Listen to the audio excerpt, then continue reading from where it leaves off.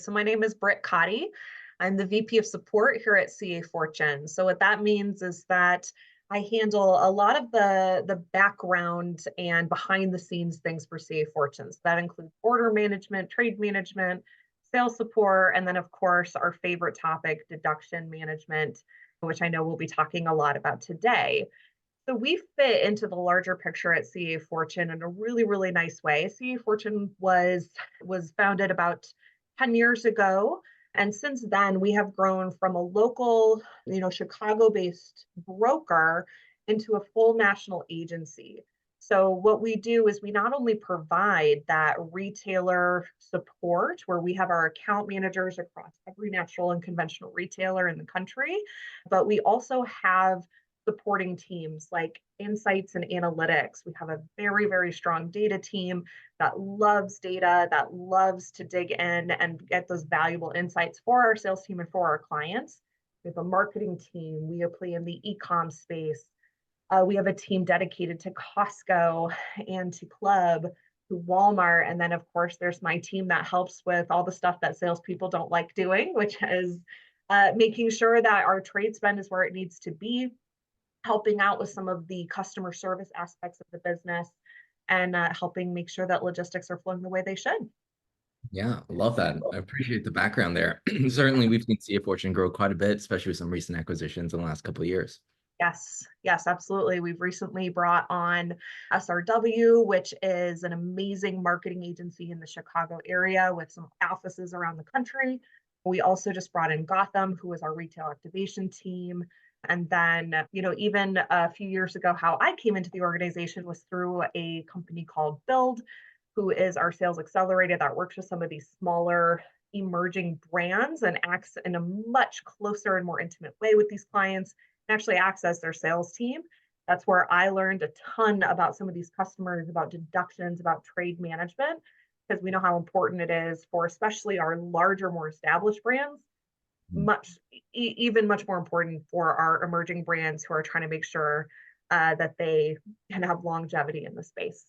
Yeah, definitely. You've been in the world of deductions and trade for quite a while, and I feel like every year I hear more around deductions and it gets louder. And I'm never too sure if that's because I'm hearing it because we talk to brands so consistently about the topic. But I was curious on your end, when you talk to brands, have you seen any, trends related to growth of deductions? And have the attitudes of brands changed when it comes to dealing with these and how they view the deductions from the retailers as maybe a cost of doing business to, maybe something that shouldn't be included in the cost of doing business? Tell me about some of the things that you're noticing kind of over the years. Yeah, well, I can tell you it's not just you. This is an area that is getting louder and louder. And to be honest, as it should be, I'm really grateful for more attention that has been paid to the space for a few different reasons. So some of the trends that we're seeing is obviously deductions continue to be a huge pain point for clients. They come in droves. It can be incredibly frustrating to send in a $10,000 invoice and get a $100 check back. Trust me, been there, felt that along with our clients. So totally understand how frustrating that can be. But I think that some of the trends that I'm seeing on the client side is that more attention is being paid to these deductions because they're starting to understand how important they are. So certainly deductions are how you pay for your promotions and how you pay for the work that you're doing out in the customer. But there's also so many of those either invalid or deductions that can come across, or even deductions that help inform our own behavior with a customer, such as late delivery fees and such. So there's much more attention being paid to that. I would say that the one of the main trends I'm seeing is an increase in the last couple of years in promotional deductions. And even Spins has actually called this out. And we're seeing that this year, 2023 and beyond, and increasing as we get farther and farther into 24, the year of the promotion. Our COVID years, right, back in 2020, 2021, 2022, those were the year of the price, where price was king. That was most important. So you saw a lot of price reductions, or price increases rather. You saw a lot of, just management at that price level. But now there is a ton of expectation from the customer and from the consumer, especially, to see those personalized promotional plans come into the space. So you're going to see that come across in your deductions and in your spend, of course. So it's very important that brands start understanding what kind of promotion works best for me and what channel. TPRs, is that what I need to do? Do I need to focus on features, displays, whether that could be in the digital space or in the physical store. So there all of that is predicted to continue to increase over the next few years. Yeah. And that's certainly something we've seen as well. I was Yeah. reading a quote from the CFO of Kroger this morning. He's talking about how, because of the stringent consumer spending and how it's tightening, personalized promotions, rewards, growing loyalty with Kroger's customers, those types of promotions are going to be definitely more required from their manufacturers as well. So definitely we're seeing it from our brands, we're hearing it from our brands, but we're also hearing it from the retailers as well, the increased pressure to promote just because of the current economic time we're in. But it's curious that you mentioned a little bit around understanding promotion success, understanding the data. Your team is very sophisticated when it comes to data management, and I'd say I don't think I've talked to any other broker that's as sophisticated with technology, in particular with your team when it comes to trade and deduction management. I was curious, where did the trend of like looking for technology for these brands come from? You're so well sophisticated, all the tools, but why go down that path? We see many brokers, continue down the path of sticking with Excel. What made you want to go down the path of finding technologies? I think that there's probably a multi-pronged answer to this. Part of this is just finding efficiency in the work we do. Just like consumers are experiencing those cost pinches, so is every company when it comes to actually hiring bodies. And we're trying to get more efficient with the resources we have, and technology is the way to do that. That is the way to get the most bang for your buck when it comes to actually doing the work. So whether it's compiling deductions, whether it's managing your trade spend, whether it's inputting and digesting data, it is so important to utilize the technology that is out there to help us be more efficient with how we're working. We also think that using technology can help elevate our services beyond just what a person can do in Excel. Everyone has varying degrees of skill in Excel. Sometimes that information in Excel is very difficult to digest or meld together.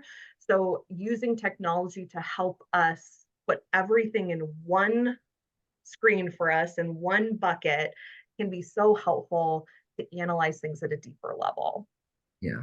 And, I think it's interesting because when we talk to brands, especially when they work with their broker partners, or even they think about what they bring in-house these days, especially for brands under 30 million in revenue, there's a lot they don't want to bring in-house. And definitely that Totally. depends on whether they're a former CPG expert that's now a founder or somebody that hasn't done it before. But, what value have you seen? Why do brands want to outsource and, get help with trade spend, get help with deduction management, rather than taking it all in-house? What are some of the advantages you see for some of the brands that are trying to do this? Yeah, I think some of the advantages are that it takes some pressure off of the hiring and maintaining of employees, of course. So that's certainly helpful. But I think the biggest one is that the synergy that somebody internally, let's say on my team, a deductions resource on my team that's dedicated to your brand, digging into each and every deduction, helping really delve into that trade spend, their connectivity with the sales team who's actually out there selling your product and representing your product at the retailer, that type of synergy is really invaluable. They have all the access to the documentation, backup, the contracts, the promotional calendars, everything they need to help validate deductions at a really quick rate. And they also understand the customers very, very well because they've worked in the CPG space before. They're connected internally to our team, and they have that expertise at the within emails reach and with the phone calls reach. We're all on the same team here, so it makes things much more efficient on that end.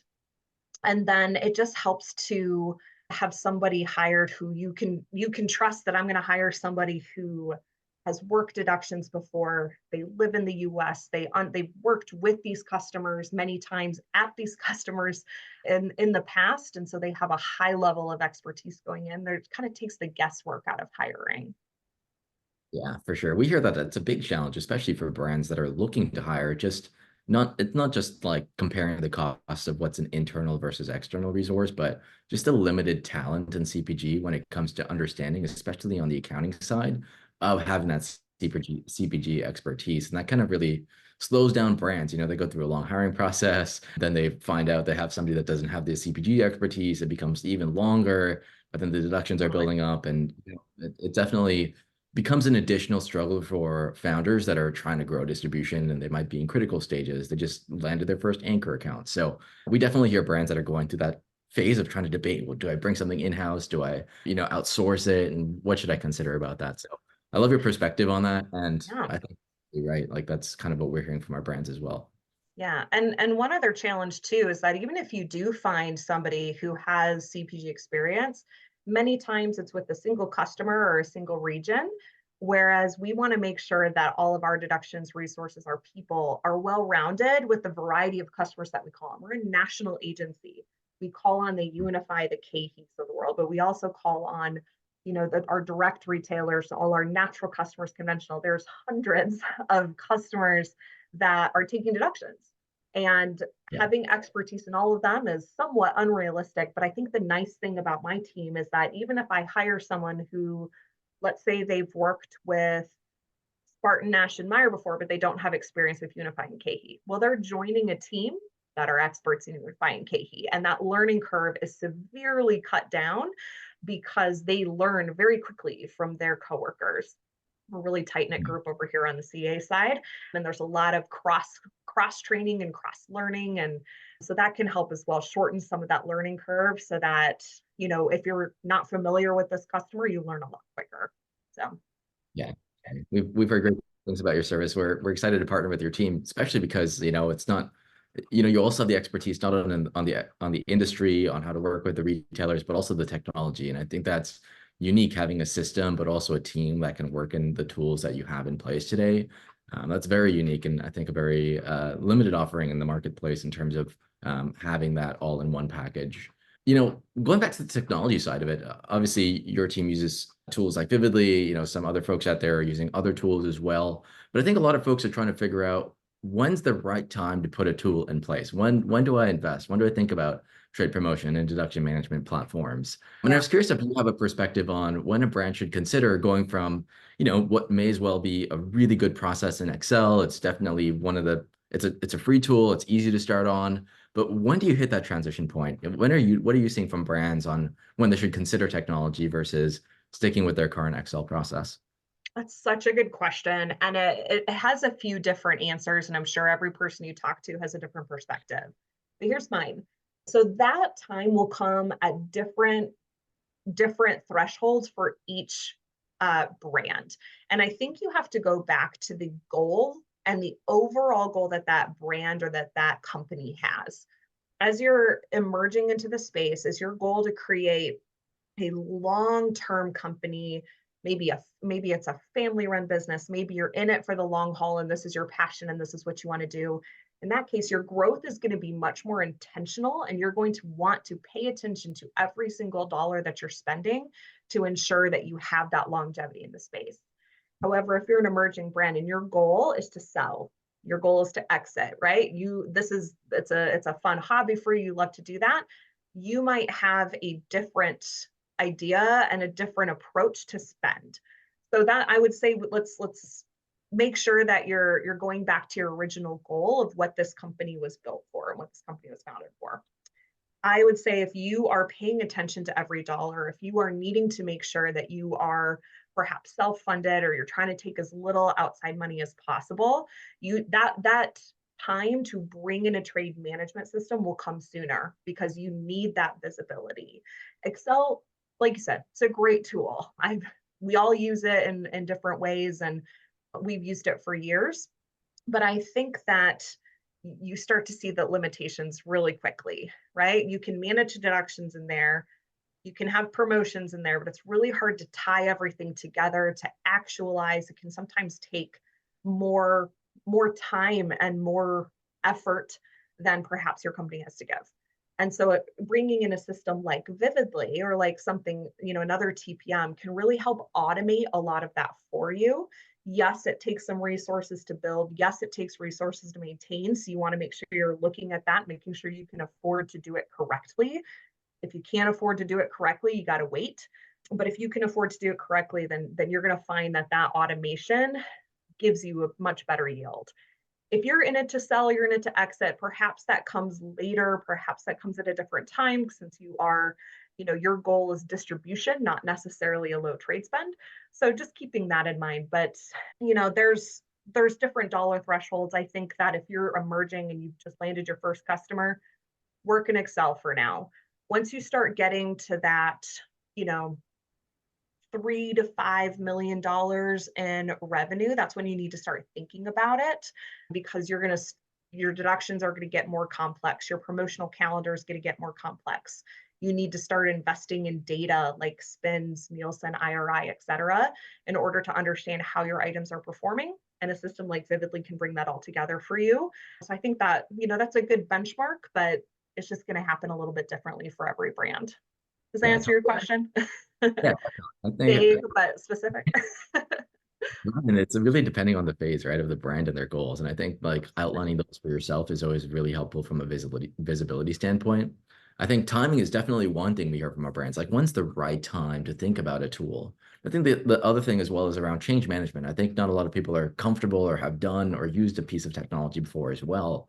And perhaps there's things that they might be worried about. What are things that you hear from brands that, they may potentially be worried about implementing a tool that perhaps you can give them some confidence in taking that leap of faith, but also maybe are genuine concerns they should think about as well when it comes to tools and implementing change in process?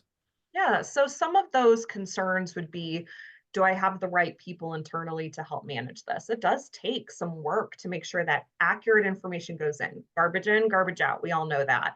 So making sure that your items are set up correctly, your promotions are updated on a regular basis. Those are some concerns that I hear.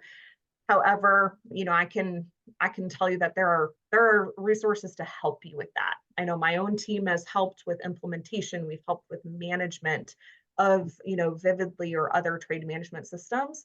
So your broker partner can be a really big asset to you. And then I think finding the right partner, such as Vividly, I've gone through your guys' onboarding process. You guys are so thorough and so helpful. Finding the right partner is going to help with that.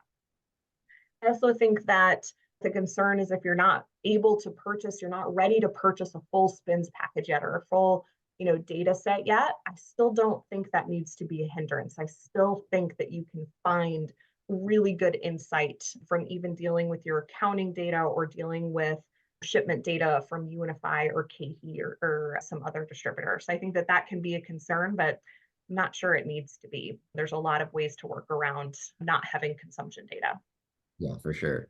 And I was curious if we just took a pause there on the data side, because I know a lot of folks often have questions around the data, and your team I know spends a lot of time consulting with brands in terms of what data should they think about, when they should think about that data. What types of conversations are you having with brands, and at what stage in their growth are they really thinking about whether they should bring in something like spins or when they should get shipment data, for example? Tell me about some of those conversations you have with brands. Yeah, I'll tell you that my counterpart, Jessica Schmidt, is the true expert on this. She's our SVP of Data and Analytics. But I think when you find yourself starting to ask questions like, hey, I'm needing to build my promotional calendar for next year. How did my promotions perform last year? I need to know what that is so I know how much to spend or I know how much to invest. Hey, does a 2 for $5 work or do I need to stick with a 249 price point, et cetera? Like that, when you're starting to ask questions like that and that becomes crucial to the next stage in your growth, that's when you need to start looking at data. If you need to start ascertaining where to allocate funds, right? What retailers are performing? What retailers are your key anchor retailers that are loyal to the brand? You need data to get to that information. It's very hard to get to that information without having some sort of consumption data. So when you start asking questions like that, that's when it's time to start bringing in spins, Nielsen, et cetera, to start talking about consumption data. But caveat to that, Jess is the expert. So I can, I'll have to touch base with her to get her answer on that as well.